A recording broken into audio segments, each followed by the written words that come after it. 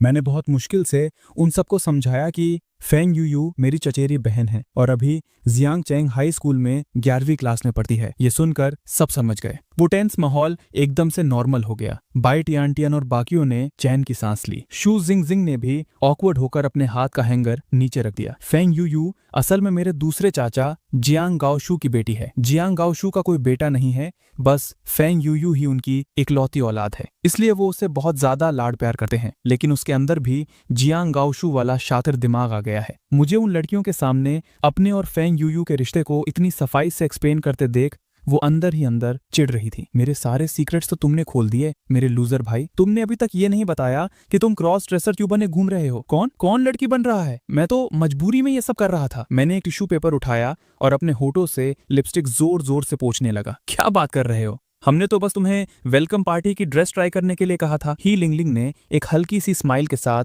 मेरे कंधे पर धक्का मारा। मजबूरी? मुझे तो लग रहा था कि तुम इसे काफी एंजॉय कर रहे हो। फेंग यूयू ने मुंह बनाया। अगर ऐसा है तो फेंग में लड़की बनने का तगड़ा टैलेंट है। सू याओ याओ ने अपना मुंह छिपाकर हंसते हुए कहा। शू जिंगजिंग भी जोर जोर से सिर हिलाकर हाँ में हाँ मिलाने लगी। सच कहूं तो ये लुक मुझ पर काफी जच रहा था। पता नहीं यंग मास्टर को ये पसंद आएगा या नहीं। शू जिंगजिंग ने चुपके से मेरी 2 फोटोज खींच ली और लॉन्ग आउथिया को भेज दी। लॉन्ग आउथिया अभी हॉस्पिटल के बेड पर कमजोरी से होश में आया ही था। शेन चिंगचू उसके पास ही बैठी झपकी ले रही थी। उसने अपना मोबाइल उठाया और जैसे ही जू जिंगजिंग की भेजी हुई फोटोज देखी, उसकी आंखों के सामने अंधेरा छा गया और वो दोबारा बेहोश हो गया। वॉशरूम में मैंने बड़ी मुश्किल से अपने चेहरे का मेकअप साफ किया, विग उतारी और बगल में ड्रेस पकड़े खड़ी फेंग यूयू को चढ़ाते हुए बोला, आगे से बाहर ऐसे फालतू की बातें मत किया कर, खास तौर पर ये कि तू मेरी गर्लफ्रेंड है। अगर किसी ने फिर से गलत समझ लिया तो फालतू का पंगा हो जाएगा। मुझे नहीं पता, पहले तो तुम ही मेरे सामने गिड़गिड़ा रहे थे। मैं तो सोच रही थी कि तुम इतने दिन से घर क्यों नहीं आए।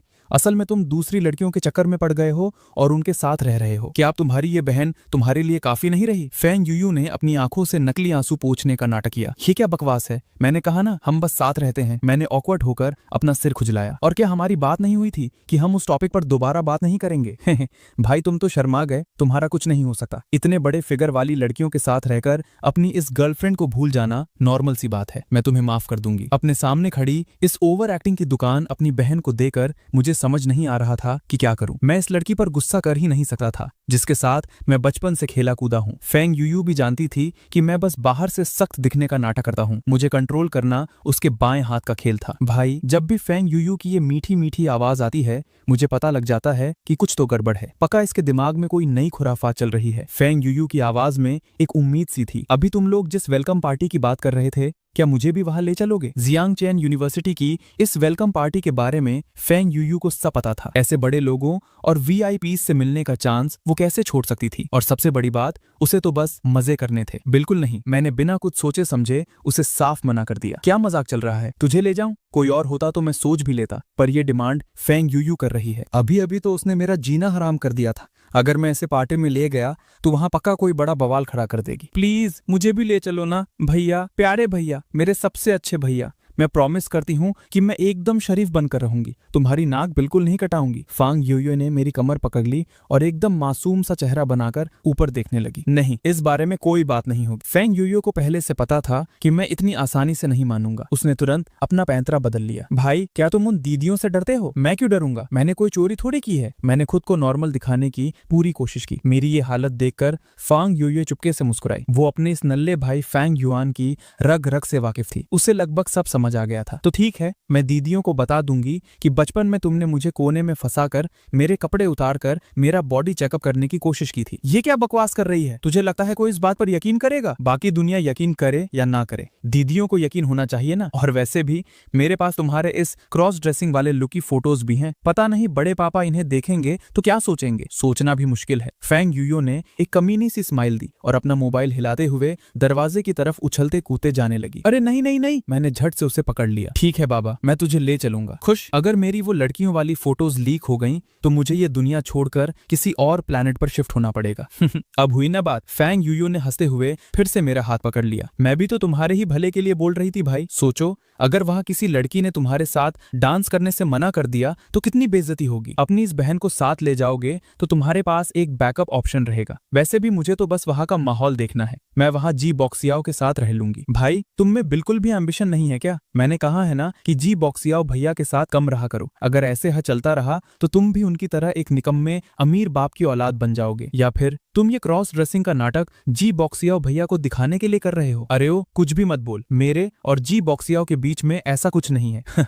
मैंने खुद तुम दोनों को एक ही बेड पर सोते हुए देखा है। पर जो भी हो, क्या तुम्हें सच में उस सीक्रेट प्राइज में कोई इंटरेस्ट नहीं है? माना कि वो प्राइज काफी तगड़ा है, पर वहाँ कंपटीशन भी कम नहीं होगा। मुझ जैसे नौसिखिए का वहाँ कोई चांस नहीं है। ऐसे कैसे चलेगा? फैंग यूयू ने अपने दोनों हाथ कमर पर रख लिए और मुझे ऐसे देखा जैसे मैं कोई बहुत बड़ा पापी हूँ। तुम भूल रहे हो कि तुम्हारी इस बहन ने सालों तक बॉलरूम डांस सीखा है। ये वेलकम पार्टी मेरे लिए बच्चों का खेल है। जब हम दोनों भाई बहन मिलकर आग लगाएंगे ना, तो वो सीक्रेट प्राइज पक्का हमारा ही होगा। हाँ ठीक है, मान लिया कि तेरा डांस बहुत धांसू है, पर ये वेलकम पार्टी कॉलेज वालों के लिए है। तू एक हाई स्कूल की बच्ची वहां जाकर क्या करेगी? मुझे अभी भी लग रहा था कि उसे वहां ले जाना सही नहीं होगा। भाई तुम फालतू के बहाने मत बनाओ। तुम्हें बस यही डर है ना कि मैं तुम्हारी बेइज्जती करवा दूंगी। फैंग यूयू ने मुंह फुला लिया। मैं प्रॉमिस करती हूँ, मैं एकदम अच्छे से रहूंगी और तुम्हारे ही साथ चिपकी रहूंगी। इधर उधर बिल्कुल नहीं भागूंगी। और क्या पता मेरे आने से तुम्हारे जीतने के चांसेस बढ़ जाएं। उसकी इस जिद के आगे मेरी एक ना चली। मैंने हार मानकर एक गहरी सांस ली। ठीक है, तेरा कुछ नहीं हो सकता, पर तू अपनी बात से पलटना मत, वरना मैं तुझे छोड़ूंगा नहीं। तो फिर डन रहा? अरे हाँ, अब तो मुझे अपने लिए एक नई कस्टम ड्रेस भी बनवानी पड़ेगी ना। फैंग यूयू को अपनी तरफ ऐसे घूरते देख मैं समझ गया कि ये लड़की अब मेरा बैंक बैलेंस खाली करवाने वाली है। ये ले जा, बस आगे से मुझे परेशान करना कम कर देना। मुझे पता था मेरे भैया दुनिया में सबसे बेस्ट हैं। फैंग यूयू ने मेरे हाथ से बैंक कार्ड लिया और उछलकर मेरे गले लग गई और मेरे गाल पर एक पपी दे दी। जरा वो फोटोज मुझे भी भेज दे, मैंने थोड़ा शर्माते हुए कहा। कौन सी? फैंग यूयू ने अपना सिर टेढ़ा किया और आंखें मटकाई। अरे वही मेरी वो क्रॉस ड्रेसिंग वाली फोटोज। क्या मुझे सब कुछ बोलकर बताना पड़ेगा, बेवकूफ लड़की? दूसरी तरफ अर्थ स्पिरिट किंग छत पर खड़ा डूबते सूरज को घूर रहा था। उसके अंदर का जोश एकदम उफान पर था। वो खुद से बड़बड़ा रहा था। भले ही हम 5 स्पिरिट किंग्स में मेरी यानी अर्थ स्पिरिट किंग की पावर सबसे कम है, लेकिन अब लग रहा है कि ऊपर वाले ने एक दरवाजा बंद किया है तो मेरे लिए एक खिड़की भी खोल दी है। सोचो, अगर मेरी जगह बाकी स्पिरिट किंग्स होते तो क्या उनकी किस्मत इतनी चकाचक होती? आज से मैं अपने छोटे मालिक के लिए अपनी जान तक दांव पर लगा दूंगा। उसमें अपनी मुट्ठी कसकर भींच ली। उसकी आंखों में एक अलग ही आग थी। उसे अच्छे से पता था कि अगर उसने लॉन्ग ऑटियन का पल्ला पकड़े रखा तो आगे चलकर उसे राजाओं जैसी जिंदगी मिलेगी। ये सोचकर वो खुशी के मारे आसमान की तरफ मुंह करके जोर से चिल्लाया। अपना सारा भूकाल बाहर निकाल रहा था। नीचे खड़े 2 सिक्योरिटी गार्ड्स जोर से चिल्लाए, अबे ओए छत वाले, कोई गलत कदम मत उठाना, ऐसा कुछ नहीं है जो ठीक ना हो सके। ये सुनकर उस अर्थ स्पिरिट किंग ने शर्मिंदा होते हुए अपना पैर पीछे खींच लिया। इधर मेरा हाल एकदम खराब था। मैंने फोन पर जोर से चिल्लाकर कहा, क्या चाचा आपने स्कूल में किसी को नहीं भेजा? मेरे हाथ से फोन फिसल कर गिर गया। मेरे चेहरे की तो हवाइयां उड़ गई थी। तो फिर ये अर्थ स्पिरिट किंग आखिर टपका कहां से? एक सेकेंड, अगर ये बंदा मेरा आदमी नहीं है तो क्या ये कमीना लॉन्ग ऑटियन का चमचा है? तभी मेरे कान में सिस्टम की मनहूस आवाज गूंजी, होस्ट फालतू का दिमाग मत दौड़ाओ, ये पक्का लॉन्ग फैमिली का निंजा है। मैंने एकदम चौंक कर कहा, कुत्ते सिस्टम तू अपने आप कैसे बोलने लगा? मैं एक पल के लिए बुरी तरह डर गया था, लेकिन फिर मुझे तुरंत याद आया, पिछली बार तो मैंने इस सिस्टम को म्यूट कर दिया था, तो फिर ये अभी बकवास कैसे कर रहा है? सिस्टम बोला, होस्ट आम दिनों में मेरे पास खुद से बोलने की परमिशन नहीं होती, लेकिन अभी हालात एकदम स्पेशल हैं। सिस्टम की आवाज अचानक से बहुत सीरियस हो गई। होस्ट आज तुमने जो भी किया वो बहुत बड़ी बेवकूफी थी। तुम्हारी इस हरकत की वजह से ये दुनिया खत्म होते होते बची है। क्या बकवास है? मैंने तो कुछ किया ही नहीं, मेरे सर पर इल्जाम मत थोप, मैंने चिढ़कर जवाब दिया। होस्ट जरा अपने सिर के ऊपर तो देखो, सब समझ आ जाएगा। मेरे सिर के ऊपर? मैंने अपना सिर ऊपर उठाकर देखा। सच में न जाने कब मेरे सिर के ऊपर एक हेल्थ बार आ गया था और उस पर बड़े बड़े अक्षरों में 75% लिखा हुआ था। ये क्या नौटंकी है? मेरे मुंह से निकला। होस्ट क्या तुम्हें आज अर्थ स्पिरिट किंग का मारा हुआ वो मुक्का याद है? हाँ बिल्कुल याद है। मैंने ना सिर्फ एक निंजा के पूरी ताकत वाले मुक्के को रोका था, बल्कि उसे मारकर दूर भी उड़ा दिया था। अरे हाँ, उसकी इतनी तगड़ी पावर के सामने वो मेरे हाथों कैसे उड़ गया? क्या सच में मेरे अंदर कोई खतरनाक मार्शल आर्ट्स पावर जाग गई है? मैंने अपने दाएं हाथ को घूर कर देखा, जो पहले जैसा ही नॉर्मल लग रहा था। बिल्कुल नहीं, ये इम्पॉसिबल है। सिस्टम ने मेरी उम्मीदों पर पानी फेरते हुए कहा, होस्ट उस एक मुक्के से तुम्हारी सीधे मौत होने वाली थी। तेरा मतलब है कि अर्थ स्पिरिट किंग ने मेरे हाथों उड़ने का नाटक किया था? मेरे दिमाग में अजीब सा शक पैदा होने लगा। ऐसा नहीं है, असली बात तो ये है कि तुम्हारी किस्मत अपूरी तरह से इस दुनिया के साथ जुड़ चुकी है। वर्ल्ड डिफेंस सिस्टम तुम्हें 4 जानलेवा हमलों से बचा सकता है, और वो तुम्हें कैसे बचाता है? वो सामने वाले के हमले को दुगुना करके करके उसी पर वापस पलट देता है। एक सेकंड रुक, मुझे थोड़ा सांस लेने दे, मैंने घबराते हुए कहा। ये बात सुनते ही मेरे पेट में अजीब सी हलचल होने लगी, क्योंकि सिस्टम ने जबरदस्ती मेरे दिमाग में एक खौफनाक सीन डाल दिया था, जिसमें अर्थ स्पिरिट किंग के मुक्के ने मेरा कीमा बना दिया था। मुझे तो एकदम खून की बदबू भी आने लगी थी। होस्ट, थोड़ी हिम्मत रखो, हम बस तुम्हें याद दिला रहे हैं कि अगर तुम्हारी ये चारों लाइफ सेविंग चांसेस खत्म हो गई तो तुम्हें मरने से कोई नहीं बचा पाएगा। फिर इस दुनिया को किसी नए इंसान का इंतजार करना पड़ेगा जो लॉन्ग ऑटियन के रीकार्निसेटर होने का राज जान सके। और इस बीच अगर लॉन्ग ऑटियन ने अपना मिशन पूरा कर लिया तो ये दुनिया हमेशा के लिए बंद हो जाएगी। हमेशा के लिए बंद? मैंने चौंक कर पूछा। हाँ, पूरी तरह से बंद। सिस्टम का एक एक लफ्ज मेरे सीने पर भारी पत्थर की तरह गिर रहा था। भले ही पिछले कुछ दिनों से मैं खुद को यही समझा रहा था कि सिस्टम की बातों पर ध्यान नहीं देना है, लेकिन हाल ही में मेरे आसपास जो कुछ भी हुआ उसने मुझे यकीन दिला दिया कि सिस्टम की सारी बातें एकदम सच हैं। तो फिर अगर मैं सीधा उस लॉन्ग ऑटियन को ही टपका दूं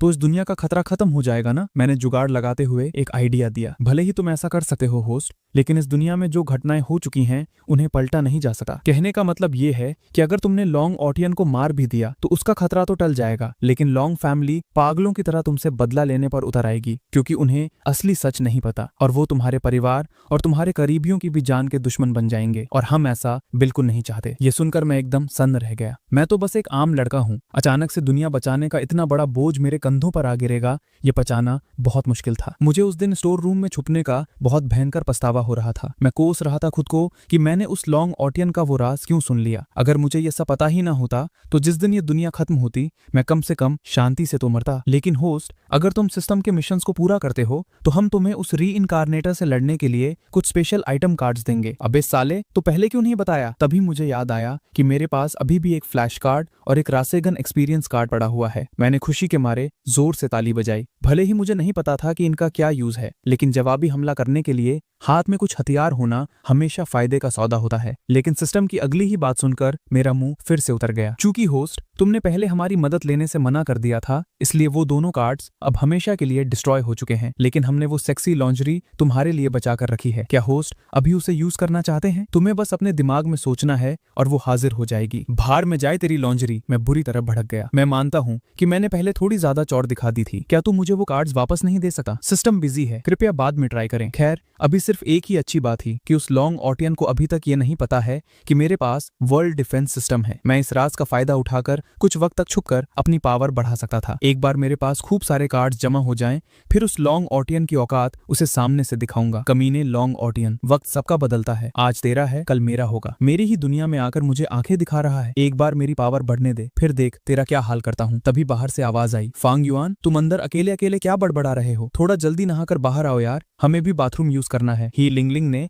बाथरूम के दरवाजे के बाहर खड़े होकर चिढ़ते हुए कहा। उधर बाई तियन बिस्तर पर बैठी थी। देखने में लग रहा था कि वो फोन चला रही है, लेकिन असल में उसकी उंगली स्क्रीन पर बिना किसी मतलब के बस इधर उधर स्वाइप कर रही थी। उसकी नजरें बार बार बाथरूम के दरवाजे की तरफ ही जा रही थीं। उसने एक पिंक कलर की सिल्क की नाइट ड्रेस पहन रखी थी। उस ड्रेस का गला इतना डीप था कि उसकी गोरी कॉलर बोन और बर्फ जैसी सफेद स्किन साफ झलक रही थी। आज दूसरी बार था जब उसे मेरे साथ बिस्तर शेयर करना था। पिछली बार जो ऑकवर्ड सिचुएशन हुई थी उससे बचने के लिए ही उसने ये खास नाइट ड्रेस खरीदी थी। मैं छत की तरफ घूरते हुए कोई जुगाड़ सोच रहा था। अभी के टाइम पर लॉन्ग ऑटियन को रोकना मेरे लिए पत्थर पर सिर मारने के बराबर था। मेरे पास इकलौता मौका यही था कि मैं ज्यादा से ज्यादा आइटम कार्ड्स जमा करूं। पता नहीं लॉन्ग फैमिली के पास सू जिंगजिंग और अर्थ स्पिरिट किंग जैसे और कितने खतरनाक फाइटर्स मौजूद हैं। मैं उनसे सीधे आमने सामने की टक्कर बिल्कुल नहीं ले सकता। अभी के लिए चुपचाप तमाशा देखना ही सही था। सिस्टम ने मुझे जो पहला टास्क दिया था वो फ्रेशर्स पार्टी में फर्स्ट आना था, और ये काम हद से ज्यादा मुश्किल था। अच्छे से सीख लो लड़के, तुम ताकतवर बन जाओगे। सिस्टम की ये ताने मारने वाली बकवास सुनकर मेरा खून खौल उठा। इसके लिए बोलना बहुत आसान था। ये जियांगचंग यूनिवर्सिटी है, यहाँ हर फील्ड के सबसे तगड़े धुरंधर भरे पड़े हैं। यहाँ फर्स्ट आना कोई बच्चों का खेल थोड़ी था। मैं इसी बात को लेकर सिर पकड़े बैठा था, तभी मैंने मुड़कर देखा कि बाई तियन मुझे घूर जा रही थी। उसकी चमकती हुई आंखों में अजीब सी नाराजगी साफ झलक रही थी। आज फिर से इसे मेरे साथ सोना है, फिर भी इसके चेहरे पर कोई रिएक्शन ही नहीं है। बिस्तर पर आते ही एकदम चुपचाप लेट गया, बस पागलों की तरह छत को घूर रहा है। पता नहीं अपने दिमाग में क्या खिचड़ी पका रहा है। लगता है पिछली बार जो हुआ उसका इसके ऊपर कोई असर ही नहीं पड़ा। क्या सच में इसके लिए इन सब बातों का कोई मतलब नहीं है? बाई तियन कपड़े पहनकर सो नहीं पा रही थी और उसके दिमाग में अजीब अजीब ख्याल उफान मार रहे थे। जब मेरी नजर उसकी उन आंखों पर पड़ी तो मैं थोड़ा कंफ्यूज हो गया। मुझे समझ ही नहीं आ रहा था कि वो मुझे ऐसे घूर क्यों रही है। मैंने जानबूझकर खांसने का नाटक किया ताकि ये अजीब सा माहौल थोड़ा नॉर्मल हो सके, लेकिन ऐसा लगा जैसे बाई तियन तियन ने कुछ सुना ही नहीं। वो अभी भी मुंह फुलाए मुझे ही घूरे जा रही थी। उसके शरीर से आ रही महक से मेरे अंदर अजीब सी हलचल होने लगी। हम पूरी तरह से रजाई के अंदर दुबके हुए थे और एक दूसरे की सांसों की आवाज साफ सुनाई दे रही थी। मेरे दिमाग में एकदम से ख्याल आया, कहीं आज रात भी बाई तियन तियन ने कपड़े तो नहीं उतारे हुए हैं। बस इतना सोचते ही मेरा चेहरा शर्म के मारे लाल होकर तपने लगा। उस दिन का वो हॉट नजारा अभी भी मेरी आंखों के सामने घूम रहा था और अब मेरे बगल में लेटी ये लड़की शायद फिर से बिना कपड़ों के थी। ये सोचकर ही मेरी बॉडी का टेम्परेचर बढ़ने लगा था। तियन तियन, क्या तुमने आज कपड़े पहने हैं? गलती से मेरे दिल की बात जुबान पर आ गई और ये बोलते ही मुझे बहुत भयंकर पछतावा हुआ। मेरा मन कर रहा था कि खुद को खींचकर 2 थप्पड़ जड़ दूं। इस बार बाई तियन तियन ने मेरे शब्द एकदम साफ सुन लिए थे और जैसे ही उसे समझ आया कि मैंने क्या बोला है, उसका छोटा सा चेहरा देखते ही देखते पूरा लाल टमाटर जैसा हो गया। उसे बिल्कुल भी अंदाजा नहीं था कि मैं अचानक से ऐसी बात बोल दूंगा। फेंग युआन, तो तुम इतनी देर से यही सब गंदा गंदा सोच रहे थे? तुम एक नंबर के ठड़की हो। बाई तियन तियन शर्म और गुस्से से एकदम पागल हो गई थी। उसने मेरी कमर की सॉफ्ट स्किन को जोर से नोचा और पूरे 45 डिग्री तक घुमा दिया। मुझे पता था कि गलती मेरी ही है, इसलिए इतना भयंकर दर्द होने के बाद भी मैं अपना मुंह दबाकर चुप रहा। मेरी शक्ल ऐसी हो गई थी जैसे बस अभी रो पड़ूंगा, पर आंसू नहीं आ रहे थे। तुमने तो मुझे सच में पागल कर दिया है। हर बार एक बेवकूफ की तरह जानबूझकर मुझे परेशान करते हो। बाई तियन तियन ने गुस्से से फुफकारते हुए अपना हाथ हटाया और पलटकर मेरी तरफ अपनी पीठ कर ली। उसकी सांसें अभी भी बहुत तेज चल रही थीं। वो अंदर ही अंदर पूरी तरह भड़की हुई थी, लेकिन साथ ही वो किसी अनजानी वजह से बहुत घबराई हुई भी लग रही थी। मैं अपनी कमर सहलाते हुए बोला और मैंने माफी मांगना शुरू किया। तियन तियन, मुझे बस डर था कि कहीं पिछली बार जैसा पंगा ना हो जाए, इसलिए मैंने बस कंफर्म करने के लिए पूछ लिया था। सच कह रहा हूँ, मेरा वो मतलब बिल्कुल नहीं था। बाई तियन तियन अभी भी मेरी तरफ मुड़ने को तैयार नहीं थी। वो बस धीरे धीरे अपने आप से बड़बड़ा रही थी। तुम्हारी इतनी सीरियस शक्ल देखकर मुझे लगा कि तुम कोई बहुत बड़ी प्लानिंग कर रहे हो और तुम यहाँ ये सब फालतू बातें सोच रहे थे। मैं अंदर ही अंदर रो रहा था। मैं सच में एक बहुत बड़े मुद्दे पर सोच रहा था, वो मुद्दा जिस पर इस पूरी दुनिया की जान टिकी थी। और सबसे बड़ी मुसीबत ये थी कि मैं ये बात किसी को बता भी नहीं सकता था। अब जाकर मुझे उन मूवीज के बेचारों की फीलिंग समझ आ रही थी कि एक हीरो के अंदर कितना भयंकर दर्द और तड़प छिपी होती है। तियन तियन, असल में मैं इतनी देर से फ्रेशर्स पार्टी के बारे में सोच रहा था। ये पार्टी मेरे लिए बहुत ज्यादा इंपॉर्टेंट है। कुछ देर चुप रहने के बाद मैंने उसे बताया। मेरी ये बात सुनकर बाई तियन तियन ने हल्का सा अपना चेहरा मेरी तरफ घुमाया और बोली, फ्रेशर्स पार्टी? नाना सिस्टर तो बता रही थी कि तुम्हें इन सब में कोई इंटरेस्ट नहीं है। वो क्या है ना, उसका जो सीक्रेट ग्रैंड प्राइज है वो मुझे बहुत सही लग रहा है और आगे चलकर फैमिली बिजनेस संभालने के लिए मुझे कुछ तगड़े कनेक्शंस भी बनाने होंगे। मैंने थोड़ी घुमा फिराकर बात टाल दी। वो बड़ा इनाम जीतना इतना भी आसान नहीं है। बाई तियन तियन ने हल्की सी फुफकार छोड़ते हुए कहा, सुना है कि फर्स्ट रैंक का डिसीजन पार्टिसिपेंट्स के डांस मूव्स और कोऑर्डिनेशन, उनके कपड़ों की ब्यूटी और उनके लुक्स व एटीट्यूड, इन तीनों चीजों पर डिपेंड करता है। जब ये तीनों चीजें टॉप क्लास की होंगी तभी तुम क्वालिफाई कर पाओगे। मैंने लंबी सांस खींची। ये सुनने में सच में हद से ज्यादा मुश्किल लग रहा था, लेकिन कोई और ऑप्शन भी तो नहीं है। अगर पार्टिसिपेट नहीं करूंगा तो जीतूंगा कैसे, और अगर नहीं जीता तो सिस्टम का रिवॉर्ड कार्ड नहीं मिलेगा, और अगर कार्ड ही नहीं मिला तो उस रीइंकार्नेटर लॉन्ग ऑटियन की धज्जियां कैसे उड़ाऊंगा। बाई तियन तियन ने मुझे कनखियों से देखा। लुकस, और एटीट्यूड के मामले में तो तुम थोड़े बहुत फैंग फैमिली के यंग मास्टर जैसे लगते ही हो, लेकिन इस फ्रेशर्स पार्टी में जिस चीज की बिल्कुल कमी नहीं होगी वो है अमीर घरों के लड़के और लड़कियां। इसलिए घुमा फिराकर बात वहीं आ जाती है कि सबसे मेन चीज डांस में पार्टनर के साथ कोऑर्डिनेशन ही है, और एक ऐसी ड्रेस जो सबकी नजरें खींच ले। तो क्या तुमने अपने लिए कोई डांस पार्टनर ढूंढ ली है? अचानक से उसकी आवाज थोड़ी धीमी पड़ गई थी। योयुए का बॉलरूम डांस और वॉल्स बहुत ही तगड़ा है। मैं उसी के साथ पार्टिसिपेट करने की सोच रहा था। मैं अपने दिमाग में पूरी कैलकुलेशन बिठा रहा था। अपनी छोटी बहन फैंग युए को पार्टनर बनाना सच में एक मस्त आइडिया था। उसने जो मैंसर्स की ट्रेनिंग ली थी वो मेरी तरह ही पूरे जियांगचेंग में सबसे बेस्ट थी, और वो क्लासेस के टाइम पर मुझसे कहीं ज्यादा फोकस रखती थी। मैंने खुद उसका बॉलरूम डांस अपनी आंखों से देखा है। मुझे पक्का यकीन है कि वो प्रोफेशनल डांस स्टूडेंट टैंग नाना को भी बराबर की टक्कर दे सकती है। बस एक ही प्रॉब्लम थी कि मेरे डांस स्टेप्स एकदम कचरा थे। कल जब मैं टैंग नाना के साथ डांस कर रहा था तो मैंने कई बार लगभग उसका पैर ही कुचल दिया था। अच्छा ऐसा है क्या? लेकिन यूयो तो अभी हाई स्कूल में है ना। माना कि वो हमारी यूनिवर्सिटी पार्टी में आ सकती है, लेकिन मुझे लगता है कि ज्यादा सही यही रहेगा कि तुम यूनिवर्सिटी की ही किसी लड़की के साथ डांस करो। बाहर से पार्टनर लाने पर मार्क्स काफी कम हो सकते हैं। मैं एक पल के लिए थोड़ा कंफ्यूज हो गया। असल में मुझे भी यही लग रहा था, लेकिन मेरे पास और कोई रास्ता भी तो नहीं था। अगर टैंग नाना मेरी पार्टनर बनती तो जीतने के चांसेस बहुत ज्यादा बढ़ जाते, लेकिन वो पक्का डांस के मामले में किसी ज्यादा तगड़े लड़के को ही अपना पार्टनर चुनेगी। नाना के बारे में तुम्हारा क्या ख्याल है? मैंने पूछा। ये सुनते ही बाई टियन को अंदर ही अंदर अचानक से बहुत अजीब सा फील होने लगा। हाँ, नाना सिस्टर तो वैसे ही इतनी फेमस हैं, क्या पता उन्हें पहले ही किसी और ने पूछ लिया हो। बेहतर होगा कि तुम जल्दी से कोई और जुगाड़ देख लो। मुझे उसकी बात में छिपी हुई वो जलन बिल्कुल भी समझ नहीं आई। तो फिर अब मैं क्या करूं? एक काम करते हैं, टियन तुम ही मेरी पार्टनर बन जाओ ना। वैसे अगर तुम चाहती हो कि मैं तुम्हें फॉर्मली इन्वाइट करूं तो मैं वो भी कर सकता हूं। मैंने ये बात आधे मजाक के मूड में कही थी। उसका चेहरा एक ही झटके में फिर से टमाटर जैसा लाल हो गया। कौन? किसने कहा कि मैं चाहती हूँ कि तुम मुझे इनवाइट करो? तुम खुद से ही अपनी कहानी मत बनाओ। मुझे तो बस ये लग रहा था कि तुम और नाना सिस्टर एक साथ बिल्कुल मैच नहीं करोगे। उनका स्टाइल और तुम्हारा स्टाइल एकदम अलग है। अच्छा, तो तुम्हारे हिसाब से मेरे साथ कौन मैच करेगा? मैंने उससे आगे कुरेते हुए पूछा। बाई टियन ने अपनी आंखें घुमाते हुए दिमाग लगाया। ऐसा क्यों नहीं करते कि तुम याओ याओ सिस्टर को पूछ लो? याओ याओ सिस्टर का नेचर बहुत सॉफ्ट है, वो इंसान भी बहुत अच्छी है और तुम दोनों एक दूसरे को अच्छे से जानते भी हो सकता है वो तुम्हारी बात मान ले। सच में सू याओ याओ का नेचर बहुत ही गजब का है और वो बहुत केयरिंग भी है। वो पार्टनर के तौर पर सच में एक मस्त चॉइस हो सकती है। अरे हाँ, तुम्हारी पार्टनर कोई भी हो, चूंकि मेरे लिटिल युआन को ये बड़ा इनाम जीतना ही है तो तुम ड्रेस का सारा टेंशन मुझ पर छोड़ दो। मैं गारंटी लेती हूँ कि तुम पूरी पार्टी में आग लगा दोगे। ड्रेस की बात आते ही बाई टियन खुद को रोक नहीं पाई और उसके चेहरे पर एक अलग ही लेवल का एक्साइटमेंट छा गया। मैं उसे बस देखे जा रहा था। मेरे अंदर एक अजीब सी खुशी महसूस हो रही थी, माना कि हम दोनों के बीच कभी कभी हल्की फुल्की नोक झोंक होती रहती है, लेकिन उसके साथ टाइम स्पेंड करने में मुझे हमेशा बहुत चिल फील होता है। बस मुझे ये नहीं पता कि क्या उसे भी मेरे लिए ऐसा ही फील होता है या नहीं। तुम सच कह रहे हो? तोंग नाना ने मेरी सीरियस शक्ल को देखते हुए पूछा। उसकी आंखों में हल्की सी हैरानी साफ दिख रही थी। नाना, प्लीज मुझे इन कुछ दिनों में डांस सिखा दो। मेरी रिक्वेस्ट मान लो। मैंने बहुत ही रिक्वेस्ट वाले टोन में कहा। हाँ, उस दिन तो तुम कह रहे थे कि तुम्हें डांस में पार्टिसिपेट नहीं करना। वो अचानक से मेरा मन बदल गया ना।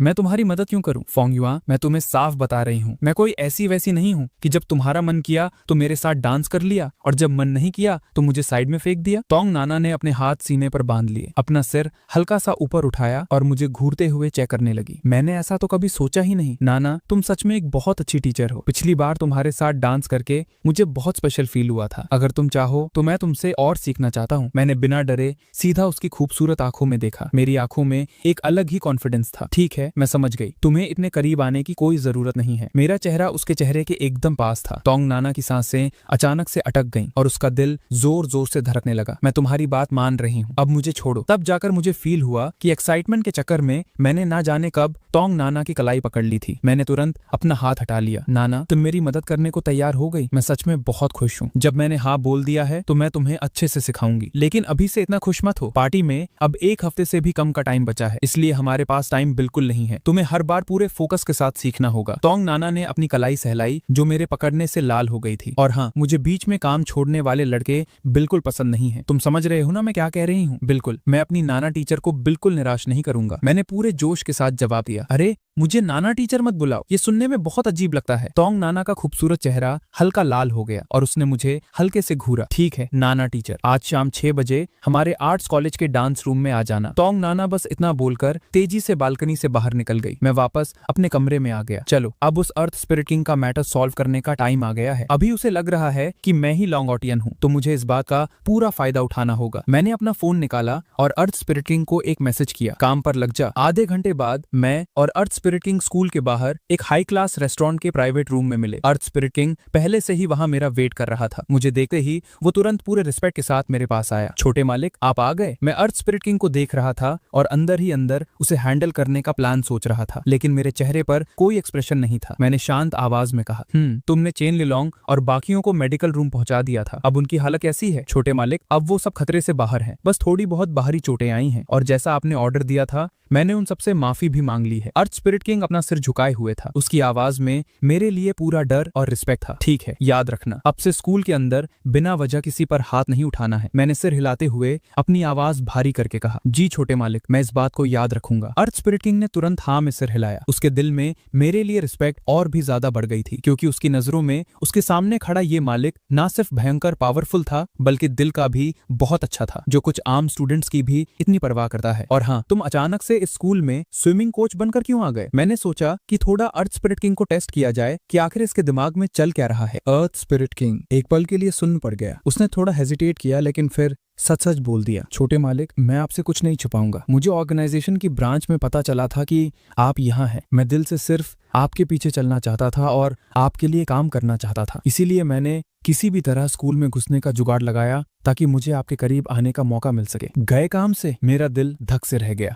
ये अर्थ स्पिरिट किंग तो पक्का लॉन्ग औतिया का चमचा बनने आया था। भले ही अभी ये मुझे ही लॉन्ग फैमिली का मालिक समझ रहा है, लेकिन अगर किसी दिन ये असली लॉन्ग औतिया से मिल गया तो क्या मेरी बैंड नहीं बच जाएगी? नहीं, मुझे कुछ भी करके इस कमीने को यहाँ से भगाना होगा। अर्थ स्पिरिट किंग, अभी तुम्हारी पावर का लेवल क्या है? मैंने हाथ में चम्मच घुमाते हुए ऐसे ही कैजुअल तरीके से पूछा। अर्थ स्पिरिट किंग ने हल्का सा अपना सीना चौड़ा किया और थोड़ी चौड़ दिखाते हुए बोला, मेरी पावर अभी बहुत ज्यादा तो नहीं है, पर मैं अभी जेनी लेवल 3 के एकदम पीक पर हूँ। मेरे पास अर्थ स्टाइल चक्रा है। मैं मेन रूप से ताइजुत्सु और अर्थ स्टाइल निंजुत्सु की प्रैक्टिस करता हूँ। एक बार तो मैंने ऑर्गेनाइजेशन की जियांगचंग ब्रांच में कॉन्क्रीट मिक्सिंग कॉम्पिटिशन में फर्स्ट प्राइज भी जीता था। ये क्या बकवास है? कॉन्क्रीट मिक्सिंग कॉम्पिटिशन का चैंपियन? क्या सच में कोई ऐसा टाइटल भी होता है? लेकिन अगर ये सिर्फ एक जैनिन है तो ये पक्का शू जिंगजिंग के सामने नहीं टिक पाएगा। शायद उसने मुझे पहले बताया था कि वो चुनिन लेवल पर है। मैंने अपने माथे पर सिकुड़न लाते हुए नाक से हल्की सी हवा छोड़ी। तुम सच में किसी काम के नहीं हो। तुम्हारी सरहदी पावर के साथ तुम्हारा जियांगचंग यूनिवर्सिटी में कोच बनकर रहना एकदम टाइम वेस्ट है। मैंने एकदम गंदी सी शक्ल बनाते हुए कहा। मुझे लगता है तुम्हें ऑर्गेनाइजेशन की ब्रांच में वापस जाकर और ट्रेनिंग करनी चाहिए। जब तुम्हारी पावर बढ़ जाए तब मेरे लिए काम करने के बारे में सोचना। ये सुनते ही अर्थ स्पिरिट किंग बुरी तरह घबरा गया। छोटे मालिक, क्या आप मुझे यहाँ से भगा रहे हैं? मैं आपके लिए पूरी तरह वफादार हूँ। बड़ी मुश्किल से तो मुझे आपके करीब आने का मौका मिला है। प्लीज मुझे एक मौका दे दीजिए। ये बोलते हुए अर्थ स्पिरिट किंग अचानक धराम से मेरे सामने घुटनों पर बैठ गया। मैं उसकी इस अचानक हरकत से थोड़ा अजीब फील करने लगा। मैंने तुरंत अपनी आवाज धीमी करके कहा, ये तुम क्या कर रहे हो? जल्दी उठो, यहाँ सबके सामने तमाशा मत बनाओ। लेकिन अर्थ स्पिरिट किंग टस से मस नहीं हुआ। वो अभी भी जमीन पर घुटने टेके बैठा था। उसकी आंखों में सिर्फ भीख मांगने वाले भाव थे। छोटे मालिक, आपको असली बात नहीं पता। अब मैं ऑर्गेनाइजेशन में वापस नहीं जा सकता। आपके पास आने के इस मौके के लिए मैं ऑर्गेनाइजेशन से अपना सारा रिश्ता तोड़ चुका हूँ, सिर्फ इसलिए ताकि मैं अपनी जान आपके लिए दे सकूं। भले ही मैं अभी चुनिन लेवल तक नहीं पहुंचा हूँ, लेकिन मैं गारंटी देता हूँ कि मैं 1 साल के अंदर वहां तक पहुंच जाऊंगा। प्लीज मुझे यहाँ से मत भगाइए। अर्थ स्पिरिट किंग लगातार अपना सिर जमीन पर पटक रहा था। इस वक्त अर्थ स्पिरिट किंग अंदर ही अंदर बुरी तरह डरा हुआ था। उसने अभी अभी जो कहा था उसमें से सिर्फ आधा ही सच था। ये बात सच थी कि वो ऑर्गेनाइजेशन को पूरी तरह छोड़ चुका था, लेकिन इसके पीछे का असली कारण कुछ और ही था। कल जब मैं अर्थ स्पिरिट किंग से मिला था, उसके बाद ये बंदा हवा में उड़ने लगा था। कल आधी रात को ऑर्गेनाइजेशन से अर्थ स्पिरिट किंग के पास एक कॉल आया था, जिसमें उन्होंने गुस्से से पूछा कि वो कहाँ गायब है। उस वक्त अर्थ स्पिरिट किंग को भोलापन में ये लगा कि वो अब लॉन्ग फैमिली के मालिक का आदमी बन चुका है। अब मुझे उस रद्दी ऑर्गेनाइजेशन ब्रांच की बकवास सुनने की कोई जरूरत नहीं है। तो उसने पलटकर उन्हें बुरी तरह गालियां सुना दी। उसने इतनी गंदी गंदी गालियां दी थी कि अगर वो कहीं लिखी जाएं तो पक्का बैन हो जाएं। और अब आज जाकर अर्थ स्पिरिट किंग ने सपने में भी नहीं सोचा था कि मुझे उसकी कोई परवाह ही नहीं होगी। अभी के हालात देखते हुए अगर उसे लॉन्ग आउटियां का सपोर्ट नहीं मिला तो उसके नसीब में सिर्फ और सिर्फ मौत लिखी थी। अर्थ स्पिरिट किंग रोते बिलखते हुए भीख मांग रहा था ताकि उसके सामने खड़ा लॉन्ग मालिक अपना फैसला बदल ले। उसे ऑर्गेनाइजेशन के खौफनाक तरीकों के बारे में अच्छे से पता था। उसने खुद कई गद्दारों को ठिकाने लगाया था। अगर वो पकड़कर वापस ले जाया गया तो पक्का उसे दुनिया की सबसे दर्दनाक और भयानक सजा मिलेगी। अर्थ स्पिरिट किंग की ये बात सुनते ही मेरी आंखों में चमक आ गई। अचानक से मैंने अपना प्लान बदल लिया। चूंकि तुम इतने दिल से मेरे साथ रहकर वफादारी निभाना चाहते हो तो ठीक है, मैं तुम्हें ये मौका देता हूँ, लेकिन मेरे बंदे एकदम वफादार होने चाहिए। मैं थोड़ा रुका। अर्थ स्पिरिट किंग ने एक्साइटमेंट में अपना सिर ऊपर उठाया। उसके माथे पर खून के निशान साफ दिख रहे थे। छोटे मालिक, आप बेफिक्र रहिए, मेरी वफादारी पर तो भगवान भी गवाह है। अर्थ स्पिरिट किंग की आंखों में एक अलग ही जुनून था, जैसे वो अपना सब कुछ मेरे नाम करने की कसम खा रहा हो। सबसे पहले तुम्हें अपने पुराने ऑर्गेनाइजेशन से सारे रिश्ते नाते और कॉन्टैक्ट खत्म करने होंगे। अर्थ स्पिरिट किंग ने बिना कुछ सोचे अपना फोन पटाकर चकनाचूर कर दिया। उसने सिम कार्ड को भी पैरों तले कुचल दिया और साथ ही खिड़की के बाहर बैठे एक कबूतर को भी एक झटके में निपटा दिया। मैं अर्थ स्पिरिट किंग का ये भौकाल देखकर अंदर ही अंदर खुश हुआ और मैंने शांत रहकर सिर हिलाया। मैं तुम्हें एक नया फोन दूंगा, आज से तुम सिर्फ और सिर्फ मुझसे ही कांटेक्ट करोगे। जी, छोटे बंदे ने याद कर लिया है। इस कार्ड में 8 लाख हैं। माना कि ये बहुत ज्यादा नहीं है, पर फिलहाल तुम्हारे खर्चे के लिए काफी होंगे। मैंने एकदम कैजुअल शक्ल बनाते हुए एक बैंक कार्ड उसकी तरफ बढ़ा दिया। अर्थ स्पिरिट किंग तो सदमे में उस कार्ड को घूरने लगा। उसके हाथ कांप रहे थे और वो उसे पकड़ने की हिम्मत नहीं कर पा रहा था। अबे खड़ा क्या है, पकड़ इसे। मैं लॉन्ग ऑटियन अपने बंदों को कभी भूखा नहीं रखता। और ये क्या, भिखारियों जैसे कपड़े पहने हैं? आगे से बाहर मेरे नाम से ऐसे फटे हाल मत घूमना। अर्थ स्पिरिट किंग तो बेचारा एकदम इमोशनल होकर पिघल गया। कल ही तो वो छोटे मालिक से मिला था और उसके सामने उसके ही दोस्त को पीटा था। फिर भी छोटे मालिक ने गुस्सा नहीं किया, बल्कि उसकी मजबूरी सुनकर पुरानी बातों को भूलकर उसे अपनी टीम में रख लिया। और तो और अभी उसने कोई काम भी नहीं किया था और उसे इतनी बड़ी रकम मिल गई। ये तो 8 लाख है। ऑर्गेनाइजेशन में तो जानवरों की तरह काम करने और जान हथेली पर रखकर खून खराबा करने के बाद भी महीने के सिर्फ 2500 मिलते थे। इतना बड़ा दिल देखकर तो वो अपनी जान देने को भी तैयार था। अर्थ स्पिरिट किंग ने कांपते हाथों से बैंक कार्ड लिया और फिर से धराम से मेरे सामने घुटने टेक दिए। उसका माथा जोर से जमीन पर लगा और उसकी आवाज रोने वाली हो गई। छोटे मालिक, आपका ये एहसान मैं मरकर भी नहीं चुका पाऊंगा। आज से मेरी ये जान आपकी है। आप जहां बोलोगे वहां कूद जाऊंगा। मैं उसकी ये हालत देखकर अंदर ही अंदर गदगद हो रहा था, पर बाहर से मैंने अपना सीरियस रूप बनाए रखा। उठो, आगे से काम ढंग से करना, तुम्हारा फायदा ही फायदा होगा। लेकिन तुम्हें भी पता है कि मेरी आइडेंटिटी अभी बाहर नहीं आनी चाहिए, इसलिए मेरे ऑर्डर के बिना कोई भी कदम मत उठाना। समझ गए? एकदम समझ गया। और हाँ, आजकल स्कूल में एक लड़का मेरा नाम इस्तेमाल करके बहुत उधम मचा रहा है। आगे से अगर कोई भी तुम्हें खुद को लॉन्ग फैमिली का मालिक बताए तो उसकी बातों पर ध्यान मत देना, सीधा उसे कूट देना। किसी की इतनी हिम्मत कि छोटे मालिक का नाम खराब करे। अर्थ स्पिरिट किंग गुस्से से अपने दांत पीसते हुए मुके हवा में मारने लगा। छोटे मालिक, आप बेफिक्र रहिए। अगर मुझे ये साला दिख गया तो मैं मार मार कर इसकी टट्टी निकाल दूंगा। तुम्हारी ये बात सुनकर मुझे तसल्ली मिल गई, पर हाँ, उसे कूटते वक्त मुंह पर कोई नकाब या मास्क पहन लेना ताकि तुम्हारी पहचान ना खुले। जी मालिक, एकदम याद रखूंगा। टैंग नाना के साथ डांस रूम से बाहर निकलते हुए उसने कहा, मुझे उम्मीद नहीं थी कि तुम सच में इतनी देर तक टिके रहोगे। टैंग नाना ने अब अपने प्रैक्टिस वाले कपड़े उतारकर एक ब्लैक गाउन पहन लिया था। उसके शरीर पर हल्का पसीना आ रहा था और कुछ बाल उसकी गोरी गर्दन पर चिपके हुए थे जो उसे और भी सेक्सी बना रहे थे। वो हल्की सांसें ले रही थी और सांस लेने के साथ उसका सीना ऊपर नीचे हो रहा था। उस काले कपड़े के अंदर से वो शेप हल्का हल्का दिख रहा था। मैंने छुपकर एक नजर मारी। बड़े हैं, सच में बहुत बड़े हैं। फेंग युआन, टैंग नाना ने मुझे खोया हुआ देकर फिर से आवाज दी। आह, हाँ हाँ हाँ। मैंने अपनी चोरी पकड़े जाने के डर से झूठी हंसी हंस दी। उसने थोड़ी टेंशन में पूछा, तुम्हारी शक्ल कुछ ठीक नहीं लग रही, क्या तुम थक गए हो? आज पहला दिन था, पर तुम्हारा फ्लो देकर मैंने तुम्हें थोड़ा ज्यादा प्रैक्टिस करवा दिया। नहीं नहीं नाना, मैं बिल्कुल नहीं थका, मैंने जल्दी से हाथ हिलाते हुए कहा और अपनी नजरें उसकी मस्त फिगर से हटाने की कोशिश की। बस मेरा ध्यान कहीं और चला गया था। शायद मुझे भूख लग रही है। मुझे भी भूख लगी है, तो क्या साथ में कुछ खाएं? बिल्कुल, मैंने बिना एक सेकंड सोचे हाँ कर दी। तंग नाना जैसी लड़की के साथ अकेले खाना खाने का मौका मैं कैसे छोड़ सकता था। हल्की सी हवा चली जिससे थोड़ी ठंडक महसूस हुई और डांस के बाद की गर्मी थोड़ी कम हो गई। खाना ऑर्डर करने के बाद टंग नाना ने अपने दोनों हाथ गालों पर रखे और बड़ी क्यूरियोसिटी से मेरी तरफ देखा। फंग युआन, तुम अचानक फ्रेशर्स पार्टी के लिए इतने पागल क्यों हो गए? पहले पूछा था तब भी तुमने ठीक से नहीं बताया। जाहिर सी बात है, मुझे वो सीक्रेट ग्रैंड प्राइज चाहिए। असल में मुझे भी चीजें कलेक्ट करने का शौक है। मैंने अपनी फेकम फेक वाली कहानी को ही आगे बढ़ाने का फैसला किया। मैं नहीं मानती। उसने अपनी आंखें हल्की सी छोटी की और उसकी नजरें एकदम तेज हो गईं। पक्का कोई और वजह भी है? नहीं तो ऐसा क्यों बोल रही हो? उसकी तेज नजरें देखकर मैं घबरा गया और मेरी आंखें इधर उधर भागने लगी। तंग नाना ने बिना किसी एक्सप्रेशन के कहा, कुछ नहीं, बस मुझे फील हो रहा है कि तुम्हारे अंदर बहुत सारे राज छुपे हैं। शायद मेरा वहम होगा। हाँ हाँ,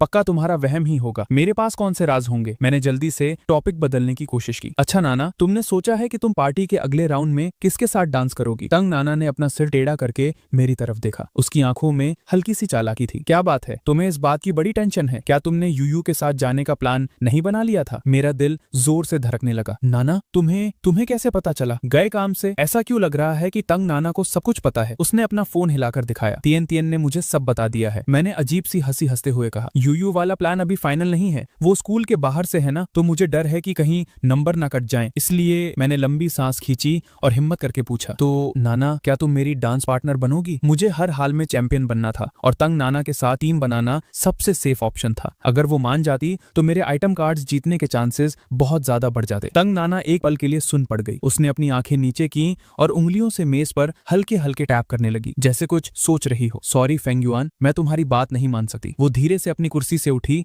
और एकदम नॉर्मल आवाज में बोली, मैं जरा वॉशरूम होकर आती हूँ। उसे जाते हुए देखकर मेरा दिल पूरी तरह टूट गया।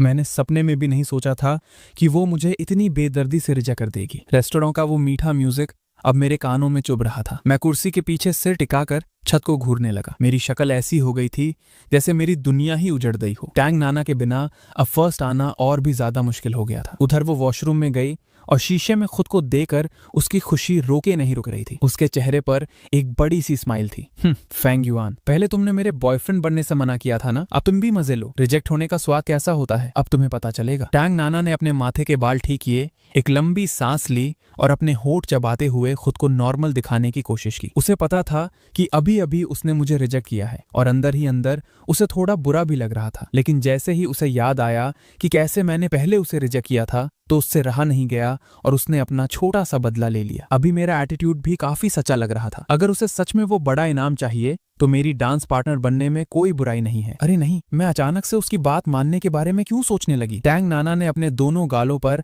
हल्का सा थप्पड़ मारा ताकि वो होश में आ सके। मैं भी क्या फालतू सोच रही हूँ, मुझे अपने डांस प्रोग्राम की तैयारी पर फोकस करना चाहिए। वो धीरे से अपने आप से बड़बड़ाई। उसी टाइम फैंग फैमिली के एक बहुत ही महंगे होटल के प्राइवेट रूम में, क्या सारे पेपर्स तैयार हैं? फैंग गोसुई ने अपनी टाई ठीक करते हुए अपने बगल में खड़े सेक्रेटरी से पूछा। हाँ फैंग बॉस, सब कुछ रेडी है, बस लॉन्ग फैमिली के छोटे मालिक का वेट है, उनके आते ही हम शुरू कर सकते हैं। फैंग गोसुई के चेहरे पर एक कमीनी सी स्माइल आ गई। लॉन्ग आउतिया को अपनी तरफ मिलाना उसके और उसके मंझले भाई के प्लान के लिए सबसे ज्यादा जरूरी था। उसे कहीं से खबर मिली थी कि लॉन्ग फैमिली को जियांग चैंग के पोर्ट के बिजनेस में बहुत इंटरेस्ट है और वो इसमें घुसने की फिराक में है। उसे बस एक मौके की तलाश थी और ये मौका खुद चलकर आ गया था। लॉन्ग फैमिली के पास अंधा पैसा था और जियांग चैंग के ज्यादातर पोर्ट फैंग फैमिली के कंट्रोल में थे। अगर लॉन्ग फैमिली अपना पैसा लगा दे तो उनकी जेबों में नोटों की बारिश होने लगेगी। पर दिक्कत ये थी कि उसका डरपोक बड़ा भाई फैंग गौची उन पोर्ट के बिजनेस पर सांप बनकर बैठा था और अपने दोनों छोटे भाइयों को इसमें घुसने का कोई चांस नहीं दे रहा था। वो बहाने बनाता था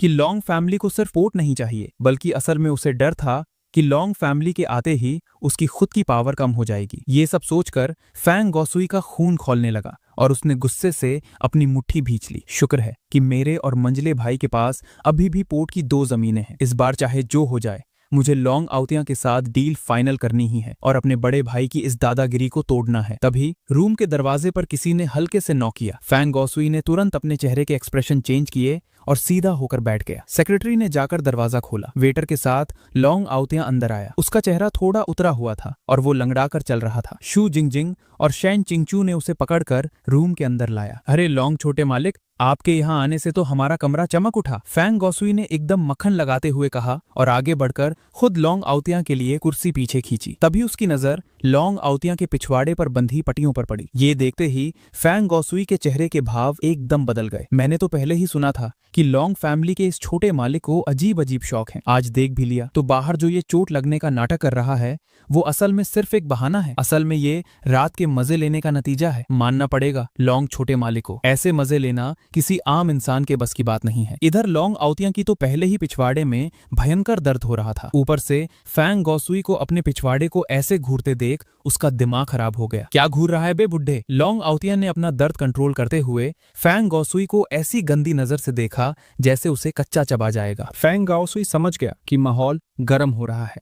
उसने तुरंत अपनी वो अजीब सी नजर हटाई, खांसा और झूठी हंसी हंसते हुए बोला, लॉन्ग छोटे मालिक प्लीज बैठिए। आज आपको यहाँ बुलाने का मेन मकसद यही है कि हम बिजनेस के बारे में बात कर सकें। मुझे पूरा यकीन है कि आपकी लॉन्ग फैमिली की पावर और हमारी फैंग फैमिली की जियांग चैंग में पकड़ अगर दोनों मिल जाएं तो स्पोर्ट के बिजनेस में हम तहलका मचा सकते हैं। ये बोलते बोलते फैंग गोसुई ने सेक्रेटरी को इशारा किया और उसने सारे पेपर्स लॉन्ग ऑटियन के सामने रख दिए। लॉन्ग ऑटियन ने मजे से अपने पैर के ऊपर पैर रखा, कान में उंगली डालकर मैल निकाला और उसे हवा में उड़ा दिया। फैंग गोसुई की बातें तो उसके एक कान से घुसकर दूसरे से बाहर निकल रही थीं। फैंग गोसुई ने अपने माथे का पसीना पोंछा और अपनी झूठी स्माइल के साथ आगे बोला, लॉन्ग छोटे मालिक आप जरा इन पेपर्स पर नजर डालिए। हमारे पास पोर्ट की जो 2 जमीनें हैं उनकी लोकेशन एकदम गजब है। थोड़ा सा पैसा लगाते ही इसमें अंधा प्रॉफिट है। अगर लॉन्ग फैमिली इसमें पैसा लगा दे और हम साथ मिलकर काम करें करें तो ये ऐसा बिजनेस है जिसमें कभी लॉस नहीं होगा। लॉन्ग ऑटियन ने कान का मैल निकालने के बाद अब नाक में उंगली डाल दी। नाक का मैल निकालकर उसने फिर से उसे उड़ा दिया। ऐसा लग रहा था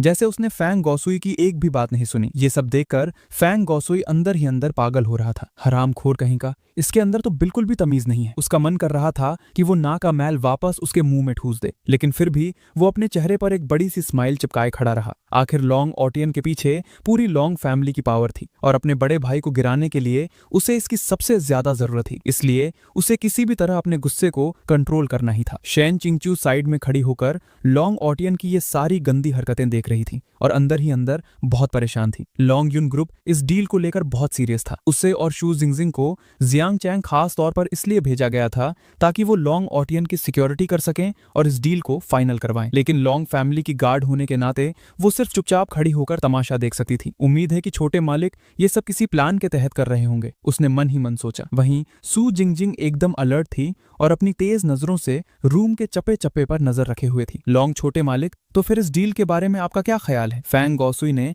बड़ी उम्मीद से पूछा। रीबॉर्न होने से पहले लॉन्ग ऑटियन सिर्फ एक फूड डिलीवरी वाला लड़का था। उसे तो ठीक से पढ़ना भी तो बहुत दूर की बात है। अभी वो अपनी नाक साफ करने में बिजी था और अचानक टोके जाने पर वो बुरी तरह चिढ़ गया। अरे यार, जो मर्जी हो करो, मुझे क्या पता, तुम लोग खुद देख लो। सच में इस फालतू काम के लिए मुझे यहाँ बुलाने की क्या जरूरत थी? लॉन्ग ऑटियन ने हाथ झटकते हुए कहा। उसका मेन काम तो स्कूल की सुंदर लड़कियों को पटाना था। इन बिजनेस के झमेलों से उसे कोई लेना देना नहीं था। अगर शेन चिंगक्यू ने उसे जबरदस्ती नहीं भेजा होता कि लॉन्ग फैमिली चाहती है कि वो खुद जाकर डील करे, तो वो अपनी शक्ल भी नहीं दिखाता। लॉन्ग ऑटियन की ये बात सुनकर फैंग गौसुई अंदर ही अंदर नाचने लगा।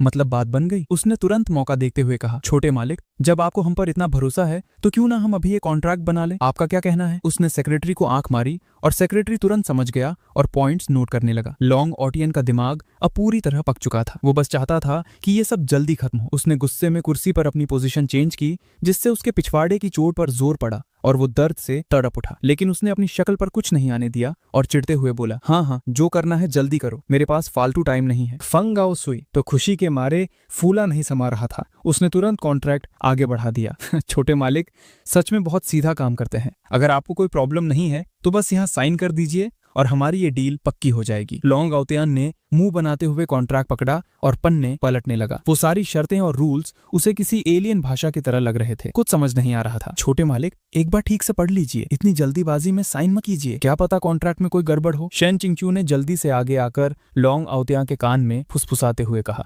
मैडम, आप बिल्कुल टेंशन मत लीजिए, हम लॉन्ग फैमिली का कोई नुकसान नहीं होने देंगे। फैंग गौसुई ने जल्दी से सफाई दी। उसे डर था कि कहीं बनी बनाई बात फिर से ना बिगड़ जाए। अरे यार, तुमने सुना नहीं इस बुढ़े ने क्या कहा? दोनों का फायदा है इसमें, लॉन्ग ऑटियन ने कहा। छोटे मालिक, ये बिजनेस बहुत इंपॉर्टेंट है। शेन चिंगक्यू अभी भी डरी हुई थी। अरे मुझे सब पता है, लॉन्ग ऑटियन ने मन ही मन सोचा कि बाहर में जाए कॉन्ट्रैक्ट। पीछे लॉन्ग फैमिली बैठी तो है संभालने के लिए, पहले साइन करके जान छुड़ाओ। जैसे ही वो कॉन्ट्रैक्ट पर अपना नाम लिखने वाला था, रूम का दरवाजा किसी ने बहुत जोर से लात मारकर खोल दिया। यहाँ कौन सा कमीना खुद को लॉन्ग ऑटियन बता रहा है बे? दरवाजे पर अर्थ स्पिरिट किंग खड़ा था। उसने अपने सिर पर एक काला कपड़ा बांधा हुआ था, जिसमें से सिर्फ उसकी आंखें दिख रही थीं। उसके हाथ में एक कंटीला डंडा था और वो रूम में खड़े लोगों को खून पीने वाली नजरों से घूर रहा था। ये जंगली कहाँ से आ गया? तुझे पता नहीं ये कौन सी जगह है? फैंग गौसुई का दिमाग फट गया। अभी बस लॉन्ग ऑटियन साइन करने ही वाला था और पता नहीं कहाँ से ये बेवकूफ सारा खेल बिगाड़ने आ गया। असल में अर्थ स्पिरिट किंग को आज ही पैसा मिला था और वो बहुत ज्यादा खुश था। वो आज इसी महंगे होटल में दबाकर